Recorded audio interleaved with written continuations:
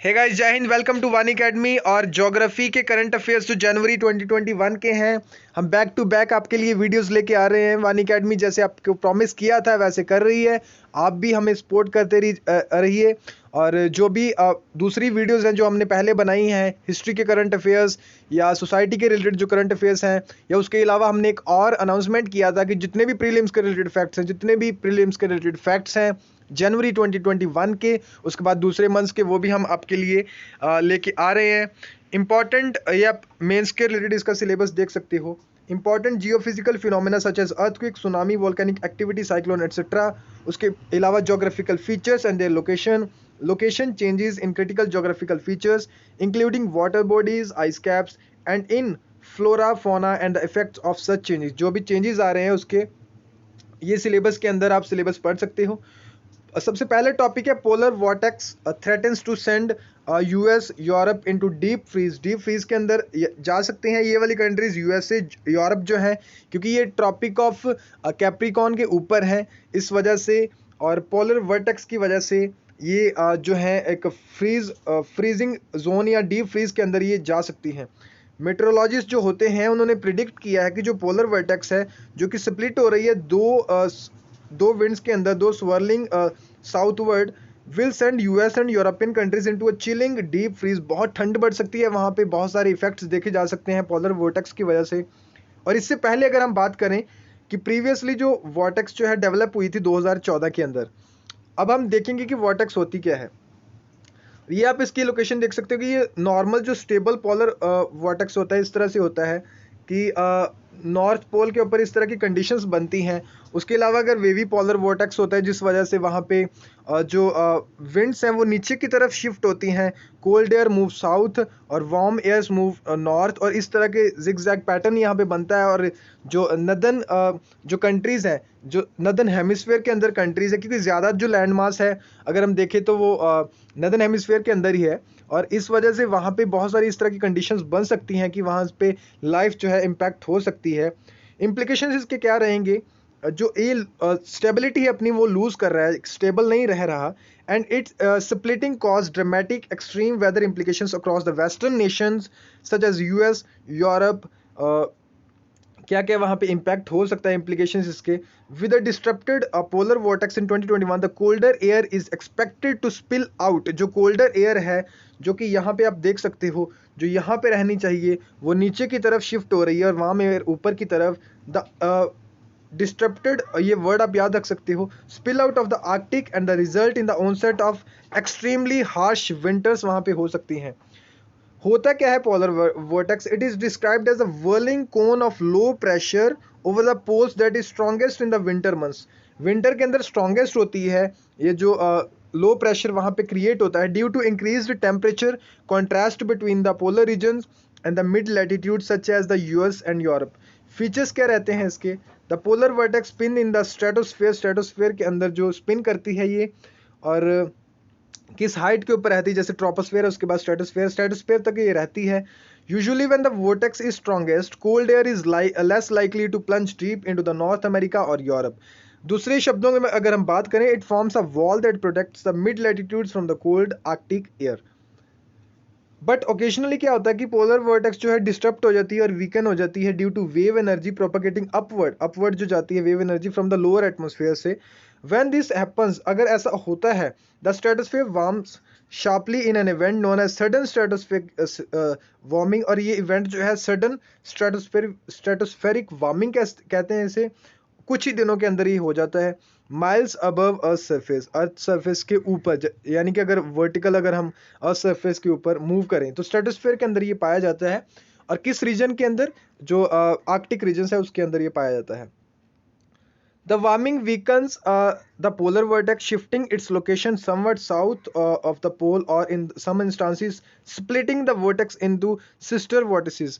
यानी कि एक या दो स्प्लिट भी हो सकता है वो, और उसके अलावा वो साउथ की तरफ भी मूव कर सकते हैं। ये दोनों कंडीशंस रहती हैं।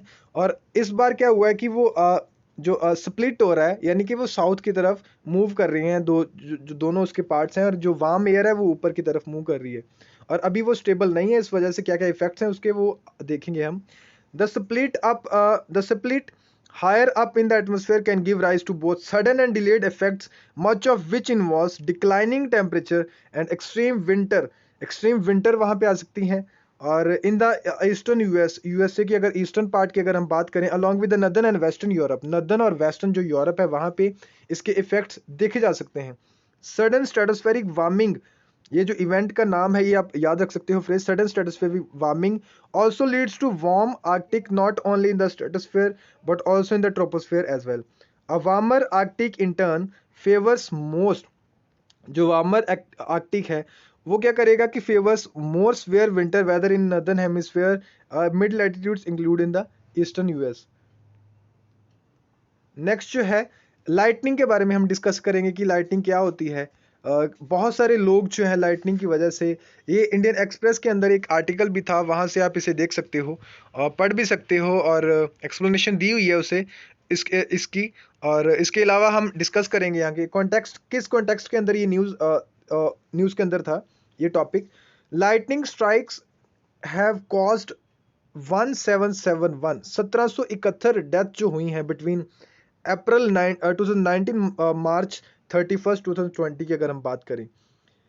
हाउ ये डेथ्स को मिनिमाइज कैसे किया जाता है, देखिए गाइज ये टॉपिक मैं आपको बताना चाहता हूँ। जैसे यहाँ पे इन्होंने शब्द लिखा है मिनिमाइज, यहाँ पे इन्होंने ये शब्द नहीं लिखा कि किस तरह से उसे खत्म कर सकते हैं या किस तरह से ऐसा हो कि हाँ डेथ्स हो ही ना, क्योंकि नेचुरल चीज़ों के आगे इंसान ज़्यादा कुछ नहीं कर सकता। वहाँ पे चांसेस होते हैं कि उस चीज़ को रिड्यूस किया जाए, उसके इम्पैक्ट को रिड्यूस किया जाए।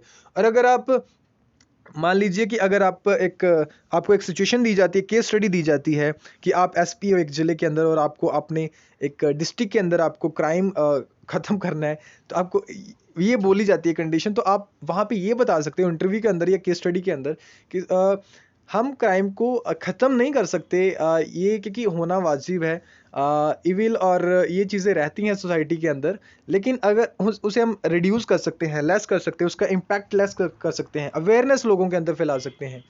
और ये इस तरह से अगर आप आंसर दोगे तो एक प्रैक्टिकल आंसर माना जाएगा। इसके अलावा अगर आप बात करोगे कि नहीं नहीं हम ख़त्म कर देंगे, हम सारा कुछ बंद हो जाएगा, क्राइम बंद हो जाएगा, इस तरह की कंडीशंस वहाँ पे नहीं होती। ये तो सिर्फ मूवीज़ के अंदर दिखाया जा सकता है या फिर एक आइडियल कंडीशन हो सकती है, लेकिन प्रैक्टिकल जो है एक ऑफिसर को एक प्रैक्टिकल सोल्यूशन ही देना चाहिए जो पॉसिबल है। Every lightning strikes around a fixed period and almost similar geographical locations in similar patterns. क्या होता है कि जो लाइटनिंग होती है वो फिक्स्ड एक पीरियड है कि हाँ वहीं पे मोस्ट ऑफ द केसेस के अंदर इसी तरह से होता है, जो प्रैक्टिकल बात की गई है यहाँ पे फिक्स्ड पीरियड होता है एक कि हाँ उसी टाइम पीरियड के अंदर, और उसके बाद सिमिलर जो जोग्राफिकल लोकेशंस होती हैं वहाँ पे पैटर्न्स इसके पाए जाते हैं। एज पर क्रॉप्स जो है climate resilient observing system promotion council, climate resilient observing systems promotion council, ये आप याद रख सकते हो, क्रॉप्स की फुल फॉर्म है ये। Early lightning warning to farmers, cattle grazers, children and people in open areas is the की।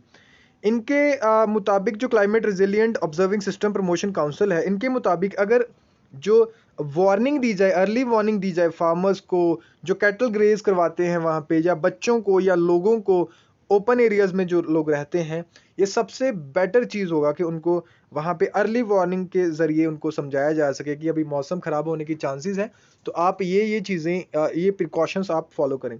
Then a local lightning safety action plan, local level के ऊपर लाइटनिंग सेफ्टी एक्शन प्लान जो है, lightning safety action plan, lightning safety action plan, मैं आपको ये इतना क्यों बता रहा हूँ, देखिए गाइस अगर आप इन वर्ड्स को वहाँ पे यूज़ करोगे तो अभी आपको जो एग्जामिनर है वो जान पाएगा कि हाँ आप पढ़ते हो, आप वेल अवेयर्ड हो।